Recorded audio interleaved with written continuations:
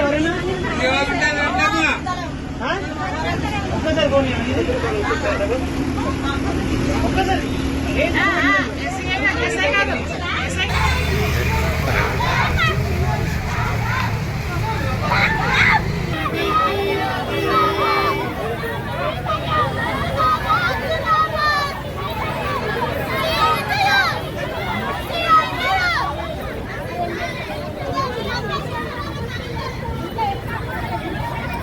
పొట్టకూటి కోసం మేము చేస్తుంటే పోలీసు వాళ్ళు మమ్మల్ని దౌర్జన్యంగా హింసిస్తున్నారు.